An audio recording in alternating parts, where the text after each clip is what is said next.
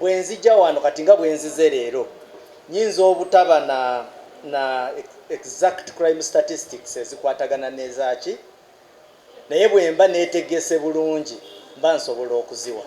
Maybe just kyenaalisabye leero leka tubeetondere nti tetubawadde specific names. Ate n'ekirala bw'oba osonsola amannya ne details ezikwatagana n'emisango egimu, usually ng'omukulembeze oyina kuba mwegendereza kubanga oyinza oluusi okulinnya mu kintu kye walibadde toyogerako. So for today tubasaba mutusonyiwemu ku ekyo. Thank you, Sheila, and my seniors who were here before, Moses and Doctor.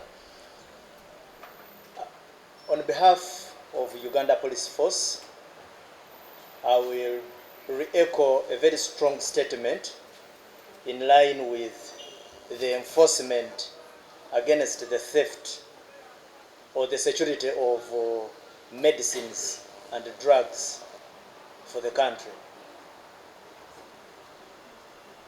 I will also need to remind you of what the previous presenters have mentioned, that the theft of government medicines, for us in security, we treat it as an infraction on national security. And that's why, should any matter arise involving the theft of medicines, we treat it with the seriousness it deserves.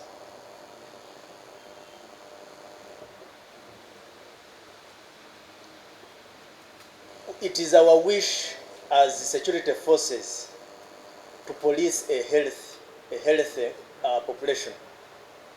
So when you steal these drugs, you are undermining the health of the population. So this is something we cannot treat lightly. Then you also need to remember that our cardinal responsibility as enshrined in the Constitution is to protect life and property. So in this situation, life is lost when medicine is stolen. But when medicine is stolen, property is lost. So you realize that we have a duty on our back. Now, how do we treat these thieves? Doctor has mentioned it. But these are some of the few things I would like to share with the general population out there. That we act on those primary persons within government who cause the theft or who initiate the theft, and we handle them under the Anti-Corruption Act. We also deal with those who are found in possession of suspected stolen property. One of the biggest challenges in this theft chain, there are those who think that there are usually accidents within the theft chain. Especially, let me give a scenario. We have had scenarios where somebody steals government medicines and then he keeps them at your residence. Now, when we are doing our investigations, we end up at your doorsteps. Now, in our experience as law enforcement officers, we have come into contact with such persons pleading for their lives. Police, help me. This man, I didn't know he was a thief. He brought medicine and stored it and told me to keep it. So, make use of this communication I am making today, that Mr. Kamabale has made life very easy for all of us Ugandans. He embosses the medicine. The challenge would be if the medicine has no embossment, has no mark, but he has made life very easy. Even a juvenile can tell that this is stolen medicine. because you simply need to read not for sale, government of Uganda. And in this world where there is free education, there would be very little defense that you could fail to differentiate and discern that this is stolen property. Even transporting, you will be an accomplice to that offense. In other words, the chain can mean to harvest very many actors. So what we are saying, do not participate in the theft. You leave the other man die in his own movie. So that is a very important message. As a police officer, I would wish to push forward. The second issue, Sheila, the issue of deterrence. I would rather spend more time echoing on the issue of citizen journalism or the issue of investigative journalism. Recently, it's not so many months ago, NBS uncovered a suspected quack of a doctor. You remember? I think from the areas of Kasangati. If you could go that mile, you can imagine the energy needed simply to detect medicine which is embossed. And one thing also we need to educate the public is that medicine is not like money. When a thief steals money, he can decide to keep it in his pocket, and when he's spending it, you cannot tell the source. Medicine has to be consumed by somebody else. It has to be purchased, because somebody cannot steal drugs and take them himself. So there must be a recipient who, out of good conscience, can choose to malice, or actually it will not be malice, can choose to foil that theft. So our clarion call is that the moment the citizenry chooses that that drug shall not be consumed when stolen, it would be game down for the thief. Now, one of the other items we need to bring to your attention is that in every district of Uganda, we have the district security committees. And the NMS, whenever they are making any deliveries, they inform our teams. Now, know one thing, that we are highly involved in the distribution chain. So what we only need is the information when the distribution starts taking a different direction.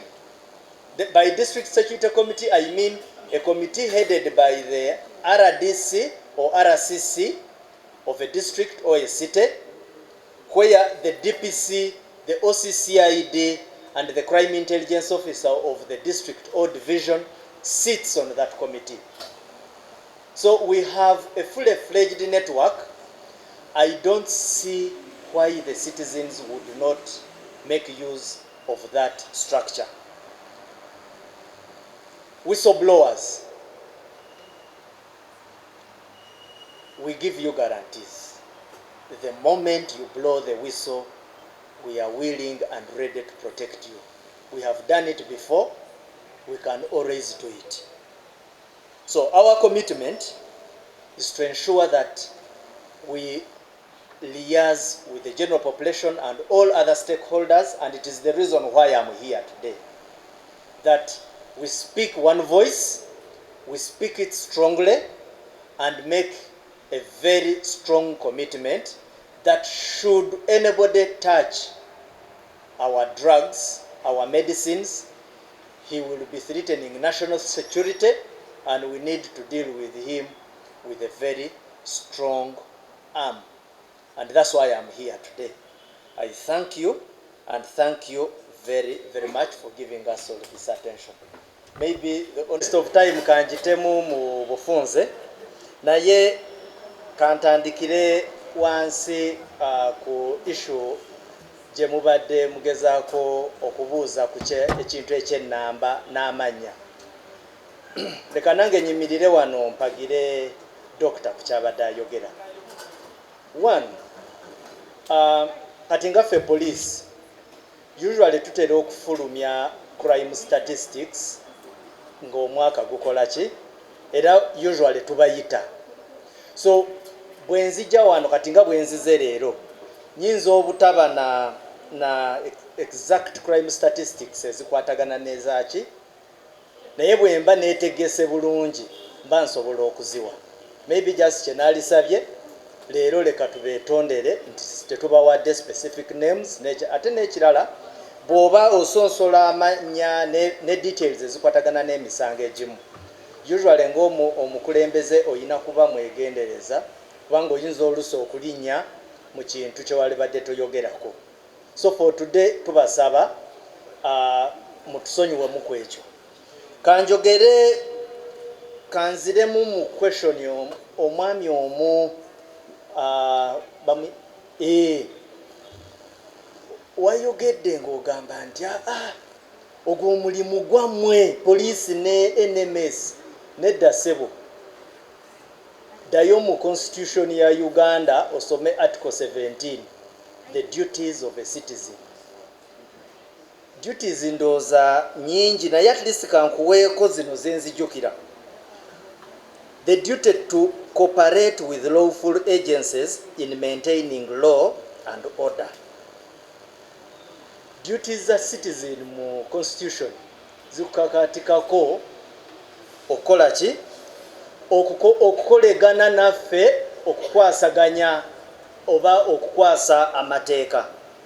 Then waliwo duty endala gye nzijukira gye tutera okubabuulira nti the duty to protect and preserve public property. Gwe toyinza gamba nti eddagala bali eri balibba naye mwami Kamabaale yamanyi ekyokukola. No. That property is yours. Just like me and somebody else. So gwe toyinza kutusuulira mugugu okukwasa kw'amateeka kwetaagamu omukono gwa buli muntu. Ekyokusatu, komawo ku poliisi. Bw'ogenda mu article yaffe eza poliisi kubanga tulina article 211 ne 212. 212 eyogera ku poliisi nti bw'eba ekwasa amateeka eyina okukolegana n'ebitongole ebirala n'omuntu wa bulijjo. And I think they always say to cooperate with civilian authority. That's why I am here. And other security organs established under the constitution and the population generally. Kati gwe munamawulire awo woogwa. Bwe nzija okukolegana naawe mba nina we nsinziira. So ezo mbadde njagala nkole ki mbirambike bulungi. Ekirala kyekintu mukulu Warren kyabadde ayogerako ekya okusoomozebwa kwe tufuna bwe tuba tutwala abantu makooti. Ekyo kyayogedde badayite mu kitwala lightly nti omusango kyovola nti poliisi tutwala emisango mu kooti egimu ne giyitamu emirala ne gitayitamu. One, waliwo bw'osanga nga omuntu omu afunye obukugu mu kumenya amateeka nga amanyi engeri gye bakubamu amakoona. That is kimu. Ekyokubiri, waliwo bw'osanga nga bwe yabadde amenya etteeka yameekinze sure nti talekaayo kantu mabega kye tuyita living traces. So ekyo nakyo kisobola okunafuya omusango. Waliwo kategori endala egulirira ba witnesses. Wali ogenzeko mu kooti ne bagamba nti ono witness mu Luzungu he has turned into a hostile witness. At least in my career as a police officer ebyo bye tubeeramu. Ne mukwata omuntu nga amuyinako obujulizi wuuyo naye mutuuka mu kooti amuyinako obujulizi ne yeekyanga. Nze afande ekintu nkivuddemu. Now, what do you want us to do? Huh? You have betrayed the prosecution process. Ate omugugu oli so kyova olaba kyekituleeta katuuti nga kano nti abo nabo tubayina ekirala bakyogeddeko wano bona ba eddagala lya miliyoni 100 ne bakuba fayini ya miliyoni 5 kulaki enkya toddayo n'obeerirala surely n'ekyo nakyo mukulu Kamabaale ajje wano akinyonyole. I think no, we really need to refocus on some of these issues. So ngamaliriza ebintu bye twayogeddeko one nawadde obukakafu kubanga waliwo omuntu yagambye nti Solomon Serwanja yafunako obuzibu lwa kulwanisa ki siina background information to that effect naye nga poliisi njagamba bulire nti egyo emisango gye mutera okulaba gyonna gye twala mu kooti tukolera ku intelligence ate intelligence gye tukozesa bantu sources bantu so nenga kibaddewo nti nga bakulumiriza bakuvuganya because ogezezaako okulwanisa omusango sometimes weetaaga n'otutuukirira ng'ekitongole kya poliisi nga bwe mumanyi ekitongole kya poliisi kirina omukulembeze n'emitendera emirala egijja wansi naye nga ngamalirizira nga bwe ngambye nti okulwanisa obubbi bw'amadagala is an issue of national security kubanga bw'onafuya ebya bujanjabyo eby'eggwanga oba onafuyiza eggwanga awantu awaluma so kyova olaba bweba waliwo wonna wetutanaba ngaffe leka tukolegane wamu era kyekindeese kwatagane wamu n'ebitongole ebirala sobole okuwaayo eddoboozi nga lineneko mwebale nnyo mwebalire ddala.